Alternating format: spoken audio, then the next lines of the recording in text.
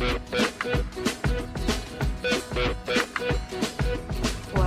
I met you, I didn't know what to do. I was tired, I was hungry, I fight.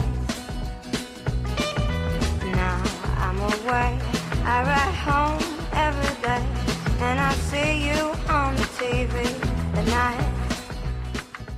Bonjour à tous, Avis Tendance, c'est l'émission qui vous rafraîchit les idées. Au programme de la gastronomie, de la mode, du design, des tendances, de l'évasion. Bref, 26 minutes entièrement dédiées au lifestyle. Et aujourd'hui, j'ai la chance de recevoir à la maison un homme qui fait partie du cercle très fermé des plus grands chefs de cuisine au monde. Il s'appelle Yannick Aleno. Il est triplement étoilé et a su réinventer en permanence la cuisine traditionnelle. Il fourmille d'idées, vous allez le voir, c'est un véritable touche-à-tout. C'est un grand plaisir de le recevoir à la maison. Et justement, il arrive. Bonjour Yannick, ça va? Comment allez-vous? Super. Merci d'être là. Ravi d'être là. Alors je vous laisse vous installer dans le salon. Je vous amène un petit truc à boire. Un petit verre d'eau. Allez, c'est parti. Merci. Ça a été pour venir? Parfait.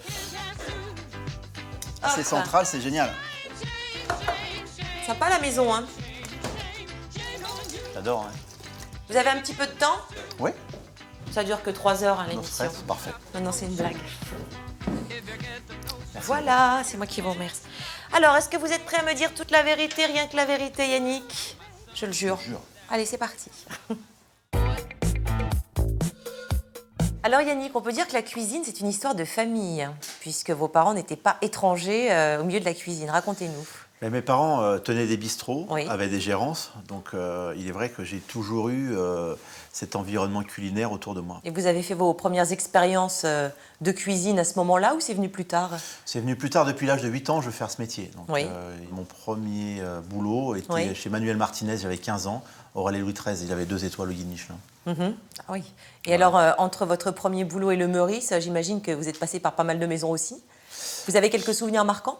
Ben, plein. C'est un métier qui fait de rencontres, de gens formidables et qui vous mène à être un grand chef. Donc c'est un métier de partage. Vous cuisinez, vous prenez du plaisir et vous décidez pourtant, il y a quelques années, d'arrêter, de quitter le Meurice. Pourquoi?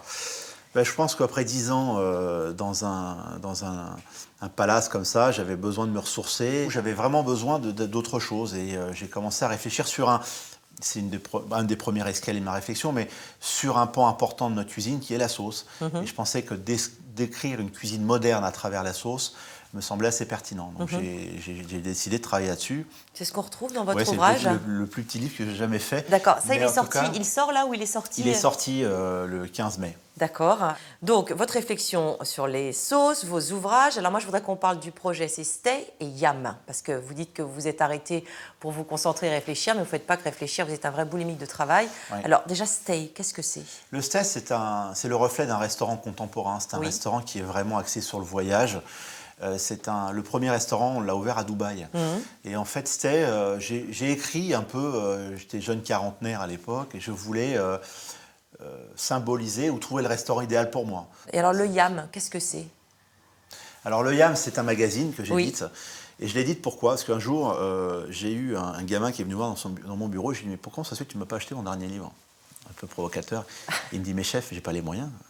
Un livre à 100 €, vous savez, c'est beaucoup d'argent pour moi. Oui, oui. Et je me suis dit, mais si je fais des bouquins et que les jeunes ne peuvent pas se les offrir, parce que finalement un livre, c'est fait pour donner un certain savoir-faire. Et donc je trouvais ça un peu dommage. Alors je me suis dit, on va faire un livre tous les 2 mois finalement, et puis on va scinder en fait le Yam aujourd'hui, c'est le prix de 2 paquets de cigarettes. Et on a 40 recettes, on a un des chefs invités aujourd'hui.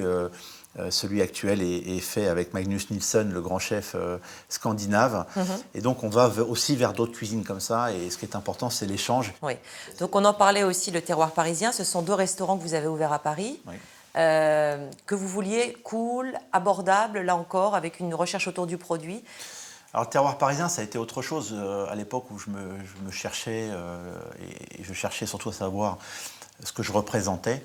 Et je représente le chef parisien, parce que je suis parisien par essence. Et on avait oublié, je pense, que Paris avait aussi son terroir, oui. Avec des produits d'origine, avec un savoir-faire d'origine. Et quand j'ai commencé à travailler sur le sujet, j'avais référencé 142 produits d'origine et trouvé une 60aine seulement. Et donc je me suis mis à la quête Des manquants. D'un manquant et surtout d'une réversion agricole. Vous allez faire partie de l'aventure de l'Orient Express, où vous participez à quelque chose. L'Orient Express, ça symbolise le fantasme absolu du voyage et du luxe. Et quand on m'a proposé de m'occuper du restaurant, j'ai tout de suite dit oui, parce que c'est un palace roulant. Hein. Oui. J'adore les palaces, donc cuisiner dans cette légende, c'est formidable.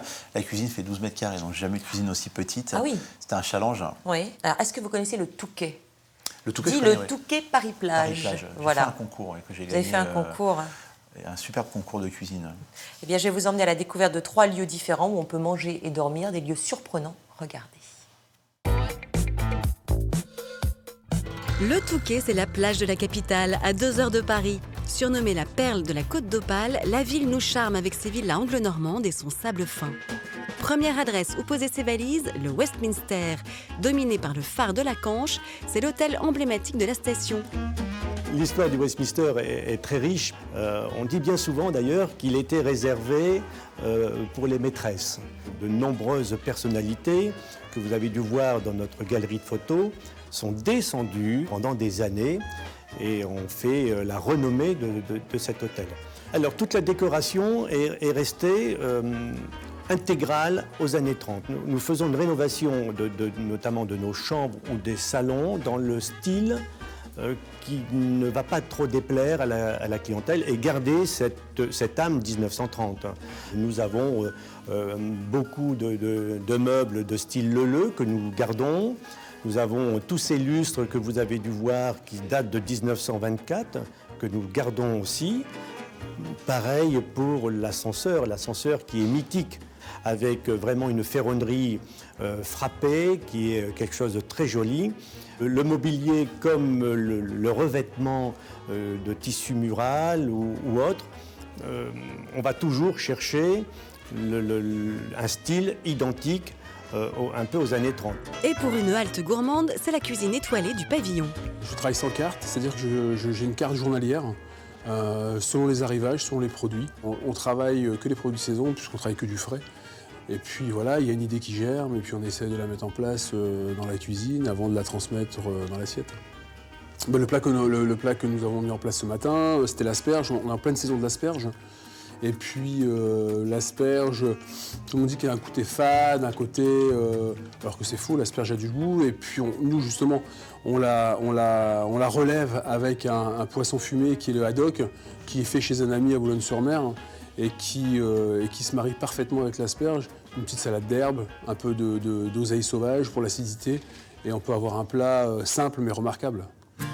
Pour goûter à la vie de palace le temps d'une nuit, comptez à partir de 100 €. Parmi ces charmantes trouvailles, il y a une maison d'hôte raffinée, cosy, où il fait bon de s'arrêter. Cette maison, elle a été construite donc en 26. Elle a un nom qui est assez particulier. Et c'est inscrit sur la cheminée de cette maison, Deus nobis Aecosia felicit. Et ça veut dire tout simplement, en latin, c'est un dieu qui nous en a fait un endroit de loisir. On a été séduit par la structure de la maison, mais surtout l'âme qu'il y avait dans celle-ci. C'est comme à la maison, donc nous travaillons en famille. C'est une maison qui est élégante à travers la qualité de vie, l'accueil et la décoration. Alors au départ, les chambres, je ne savais pas très bien comment les prénommer.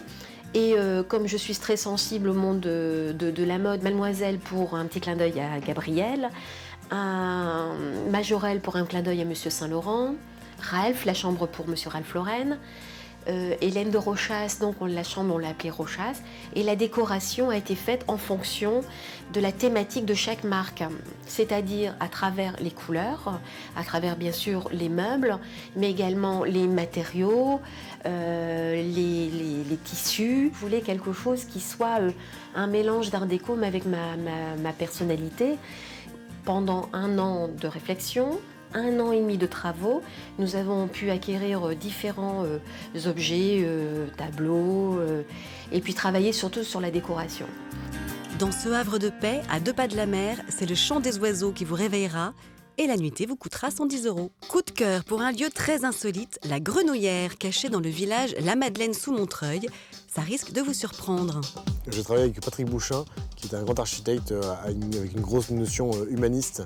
Et c'est lui qui a réussi à retranscrire mes envies et à transformer cette maison qui a 350 ans et la faire rentrer dans le 21e siècle, orientée vers un jardin dans lequel j'ai construit des chambres huttes, un hébergement atypique à l'image des huttes de chasseurs qu'on avait dans la région. Je voulais des chambres qui soient sans couloir, des chambres séparées, avec une proximité toute particulière. Elles sont humbles, c'est-à-dire qu'il n'y a pas de superflu, il n'y a rien de gratuit, c'est-à-dire que tout se fait à bras d'homme, c'est-à-dire qu'on soulève un coffre, on y range ses valises, on offre un autre coffre, on y trouve une couverture, et après on en ouvre un autre, on ouvre une petite porte, on peut faire un bois parce qu'il y a un poêle dedans, et on ouvre un grand coffre, et là il y a une baignoire dessous. Dans ces huttes, j'avais envie de retrouver de l'essentiel, des choses simples, justes, et retrouver un goût du luxe alternatif, certes, et c'est la même chose, c'est ce qu'on essaie de retranscrire pareil dans le restaurant. C'est avant tout un lieu d'expression, un lieu de liberté.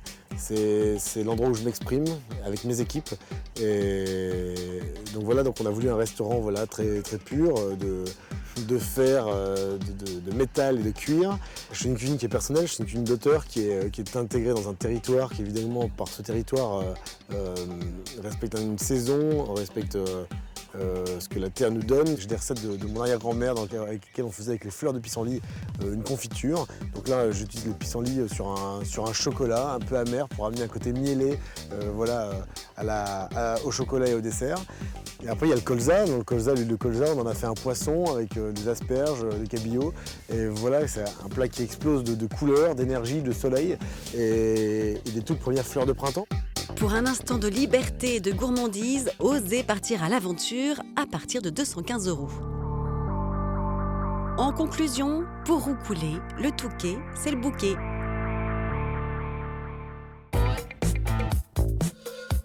La grenouillère, ça vous évoque quelque chose? Évidemment. Racontez-moi. Il faut goûter son homard aux genièvres. C'est Ah oui. un garçon formidable, ultra créatif, Alexandre Gauthier. Et il a fait un tour de force de s'installer dans sa région. Les gens, aujourd'hui, les foodistas se pressent chez lui et il symbolise, je pense, cette nouvelle génération de chefs oui, comme ça, oui. qui prennent des risques dans les assiettes, qui se moquent un peu des codes, etc. J'aime beaucoup ce garçon. Ouais. Alors aujourd'hui, c'est vrai que les chefs sont impliqués dans leur cuisine, bien sûr, mais également beaucoup maintenant dans la décoration de la salle, dans la vaisselle. Est-ce que vous en faites partie? Est-ce que vous vous intéressez beaucoup aussi dans vos différents restaurants à participer au choix des couverts, des assiettes, de l'ambiance, de la lumière, de la déco? C'est important de s'impliquer. Je pense que quand on a fait le terroir parisien avec Jean-Michel Villemotte, Oui.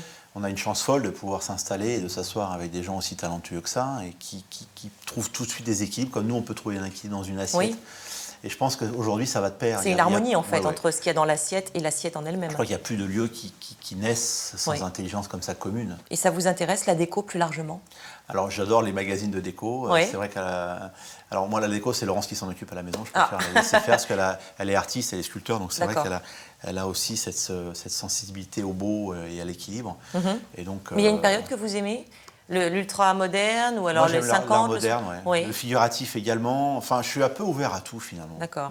Et la mode, est-ce que c'est quelque chose qui vous intéresse? De ce fait, j'ai eu la chance de vivre un défilé de Galliano à l'époque chez Waouh. Dior à Shanghai. Oui.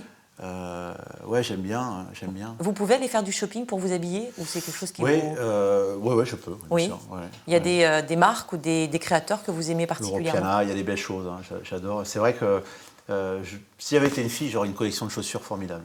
C'est valable pour les hommes aussi. Ouais, hein. c'est plus difficile à porter quand on est un homme, je crois. En tout cas, moi, j'ose pas mettre des chaussures rouges. À talons, non, je comprends. talons. J'ai essayé. Vous mettez pas d'escarpins? Non plus. Et donc, c'est vrai que ça, c'est l'avantage d'être une fille. Alors, je vais vous emmener maintenant au restaurant Le Saturne, vous connaissez? Très bien, ouais. C'est à côté de chez nous. Et vous y êtes allé déjà? Oui, j'y suis allé, évidemment. J'y suis avec D'accord. Manuel Martinez il n'y a pas très longtemps. Donc on a c'est passé Sven une soirée. Chartier, qui est le chef de ce restaurant. Et notre blogueuse, foodeuse, kitchen chic, Sophia, va concocter grâce à lui une petite recette qu'on peut tous faire à la maison. Regardez.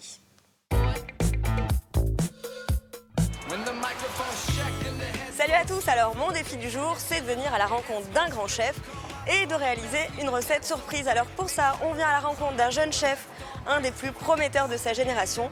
Il s'appelle Sven Chartier. On va au Saturne, peut-être sur une autre planète, qui sait.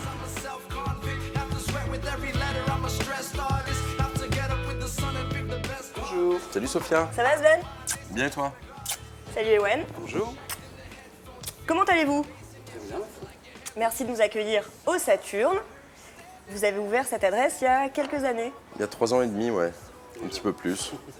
Et alors l'idée, déjà le nom, il vient d'où, Saturne? Saturne, c'est l'anagramme de nature et c'est le dieu romain de l'agriculture et de la vigne.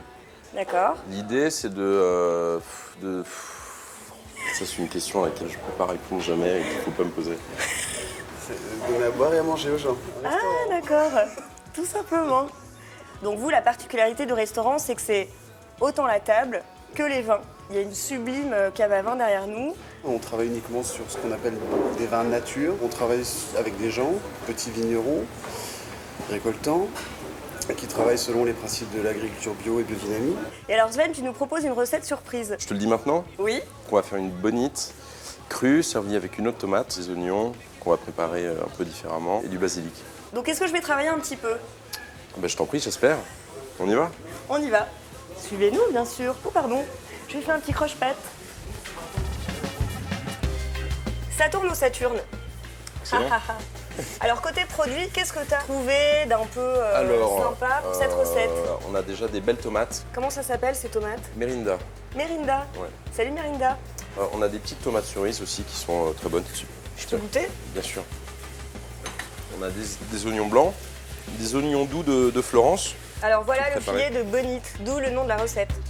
Prévoyez donc un filet de bonite, des tomates Merinda, des tomates cerises, des oignons blancs, un oignon rouge, quelques feuilles de basilic, de la fleur de sel, du sucre et un peu de vinaigre. On va commencer par faire l'eau de tomate. Je te les mets là, puis tu... Ah, c'est moi qui fais. Donc je les coupe en deux. En 4, c'est bien. Directement dans le bol du mixeur. D'accord. Et je trouve que je suis une grande privilégiée de pouvoir être dans ta cuisine, Sven. C'est vrai, ça faisait longtemps que tu avais envie de venir. Bah oui. Donc là, on mixe, tout simplement, hein, on mixe à fond, vraiment que ça fasse de la soupe. Donc là, je verse tout. Tu verses tout, ouais. Ça sent bon. Attention, Mo.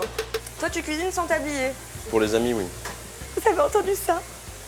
Et je le mets à feu moyen sur la plaque. Ouais. Pendant ce temps-là, on va préparer les oignons. Ah, alors là... Mais non, pas de panique, il suffit d'éplucher le rouge comme ceci. Et pour les blancs, ôtez les racines, ne gardez que le bulbe que vous coupez en deux. Quand ça bout, tu les mets dedans. D'accord. Faut tout faire dans cette cuisine. Hein. Et on dirait que les tomates sont cuites. On va pouvoir les filtrer à travers un chinois et un torchon propre. Et ça sert à quoi de faire ça? Tu vas voir. C'est la surprise! Parce que c'est la recette de la surprise! Enfin, c'est surtout l'eau des tomates qui vient de passer dans ce filtre. Les oignons sont blanchis, on retire l'enveloppe extérieure. Et astuce du chef, regarde ce qu'on va faire. On va prendre notre vinaigre, du sucre et de la fleur de sel. On va mettre une petite pincée. On va mettre autant de sucre, voire un peu plus, voire le double. Et on va les arroser de vinaigre. Il faut que ça baigne dedans. Donc là, c'est le dressage, là. Là, c'est le dressage, ouais. Non mais attendez, vous avez vu, en quelques minutes, Sven, chef tendance de sa génération, nous propose une recette à faire en un rien de temps. Il reste l'oignon déshabillé, le basilic et quelques tomates cerises. Hop là. Je suis une bonne assistante ou pas? T'es génial. Tu m'embauches? Oui. Alors attention au cours de dressage de Sven Chartier du Saturne. coupez les tomates cerises en deux, puis émincez finement l'oignon rouge, tranchez votre bonite et placez-la au fond d'une assiette creuse. Ajoutez les oignons, les tomates cerises, les oignons rouges, quelques feuilles de basilic et l'eau de tomate. Il reste qu'une seule chose. Est-ce que tu veux goûter? Donc là, ça a complètement refroidi. Super bon, super frais. Ça manque de sel? Non, Bon. je trouve pas. Bah alors on y va, on arrose. Franchement bluffant. Ben, j'ai bien hâte de goûter ça et ça tombe bien parce que c'est le moment de la dégustation. Allez, on y va. Ça a l'air bien bon cette recette, Sven. Bah écoute, goûte. Bien coloré. Le consommer, c'est une super idée, je le referai. Bien frais comme ça l'été. Merci beaucoup de nous avoir appris cette recette. Ça a été un plaisir. Pour la dernière de la saison. Donc à très bientôt, je te souhaite un bel été. Moi aussi. Et j'espère que vous avez appris plein de choses. Salut! Bon appétit. Alors quand vos amis vous invitent à dîner, ils doivent se coller une pression d'enfer, non? Ah non, on m'invite plus. On vous invite pas? C'est terminé? C'est terminé. Non, mais on passe des moments, et je rassure tout le monde, moi j'adore un bon poulet rôti, j'adore les choses très simples. Mais ça colle la pression quand même. Forcément. Hein. Malheureusement, ouais, mais c'est comme ça. Et puis souvent, on se finit toujours en cuisine. Oui. Est-ce que vous faites, par exemple, vous cherchez des recettes pour votre restaurant chez vous, ou alors est-ce que c'est vraiment dans les cuisines du restaurant que vous faites ça? Non, rarement. Jamais. Enfin, l'inspiration, elle vient pas comme ça. Je pense qu'elle est plus sur... Elle vient comment, l'inspiration? Elle vient, justement, quand vous allez sur un marché, vous voyez des choses vous apparaître. C'est assez étonnant, d'ailleurs. Et puis, de commencer à penser à la transformation et la transformation du goût. Donc, il y a tout un principe cérébral et gustatif qui se met en opération. C'est assez étonnant. Alors, Sauce, hein, c'est votre dernier bébé. Donc, c'est l'histoire française sociale, mais pas seulement, puisque c'est également une projection, une proposition pour demain, c'est ça? C'est une réflexion. En tout cas, c'est dans cette réflexion que je vais m'inscrire aujourd'hui. Et j'ai trouvé des goûts qui étaient pour moi essentiels à ma cuisine, nouveaux, des goûts que je n'avais jamais trouvés auparavant. Oui. Donc ça, c'est toujours intéressant pour un cuisinier. Bon, c'est super. Et puis l'Orient Express, on peut encore venir déguster votre cuisine un bon mois. Donc Oscar, justement, voulait m'inviter et voulait m'offrir un voyage. Ça tombe bien, bonjour. Yannick, Oscar, tu as pris les billets, c'est bon? Oui, ouais, attends. Hein? C'était pas très cher? Non, on a hâte en tout cas de venir. Tu vas nous parler de quoi, Oscar, aujourd'hui? Aujourd'hui, on va dépoussiérer l'univers du travail, du monde du bureau. Hein. Oui. On va essayer tous ces bureaux gris. On va mettre un peu de fun. C'est la tendance cool work.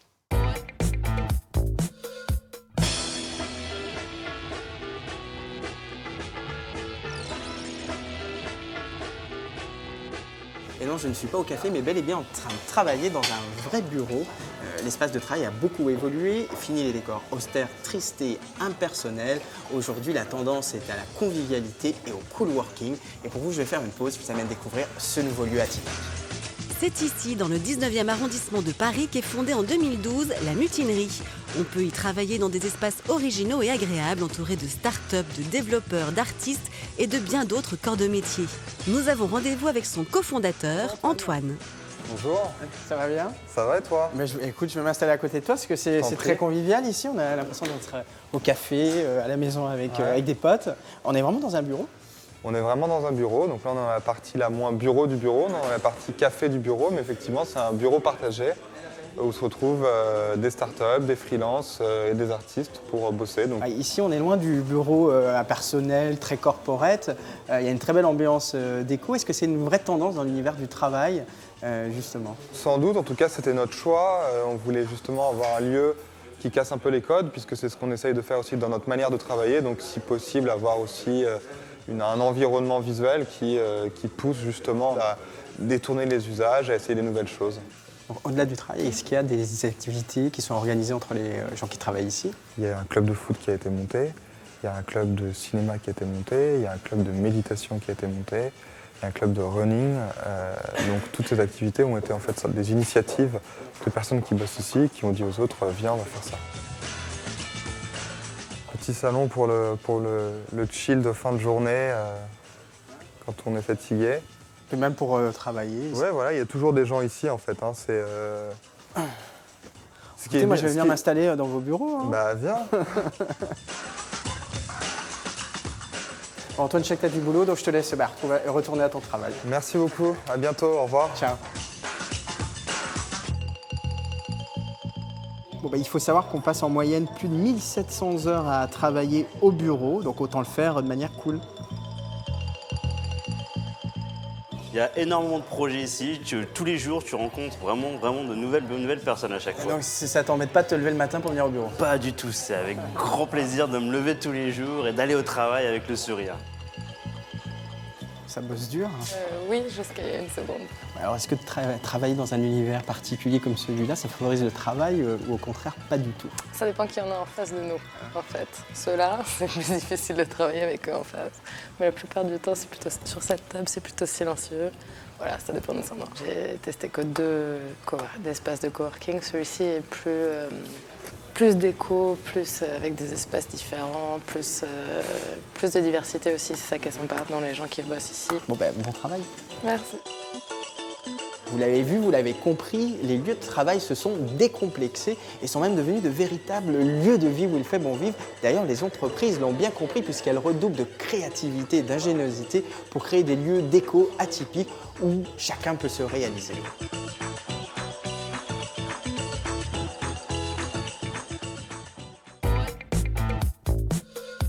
Cool Work, eh ben dites-moi, tout un programme. Eh ben vous avez vu, c'est cool et tendance de travailler en fait dans la bonne humeur et dans la créativité. Donc moi, je me suis fait une petite sélection créative. Alors on y va. Voilà, créative au travail. Alors on a des pochettes, déjà on les perd pas. Voilà, alors ça c'est effectivement, on n'est pas dans la discrétion, on est dans le happy color. Ça fait même un peu mal aux yeux celle-là. Voilà, donc ça c'est Arteum qui propose ça. Ils ont travaillé avec des graphistes, des graphistes assez connus pour réaliser en fait des produits assez fun, assez drôles. Donc on est vraiment sur des choses très dynamiques, très colorées. Il y a dans cette tendance du cool work, il y a le côté nomade qui se développe beaucoup, cette tendance nomadiste. Et donc le nomadisme, et voilà, j'ai trouvé en fait ce produit qui est assez intéressant. En fait, vous le connectez à votre téléphone et en fait c'est un vidéoprojecteur portable. Donc, vous pouvez faire vos présentations devant des clients, regarder un film à la maison ou n'importe où. En fait, génial, juste avec ça, il suffit de le connecter. Les petits films de vacances ou les. Voilà. Et je reste connecté parce que regardez, je peux aller travailler dans le métro simplement avec mon Sweet et je mets mes petits écouteurs. Donc ça c'est sensationnel. C'est sensationnel. Vous l'avez comment Espèce de question pratique. Question piège à sec. Donc ça se nettoie à sec en fait. Vous connectez simplement, vous voyez, votre téléphone, vous le mettez dans votre poche. Pour courir et puis au bureau discrètement, vous pouvez écouter la musique. Mais ça c'est énorme. Cassons les codes. Vous avez raison. Merci soyons Oscar. tendance. Merci soyons beaucoup. Cool work. Merci Yannick d'avoir accepté notre invitation. Et puis quant à moi, je vais tout de suite retrouver Christine Goguet de La Parisienne qui va nous parler de ses coups de cœur de la semaine.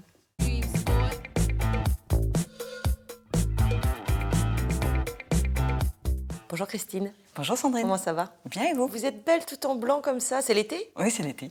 Alors, quels sont vos coups de cœur de la semaine? Alors, cette semaine, on part voir les joyaux de Naples au musée Mayol. Ah bon? Oui, en fait, il s'agit d'un trésor exceptionnel qui appartient aux habitants de Naples depuis des générations, puisqu'en 1526, de 1526 à 1527, Naples a subi toutes les tragédies, la peste, la guerre, et les habitants de Naples ont prié leur saint, qui est le saint San Gennamoro, pour lui confier la survie de Naples et donc leur survie. Et en échange, ils se sont tous liés pour acheter un trésor au saint. C'est génial, voilà, ça. c'est jusqu'au 20 juillet.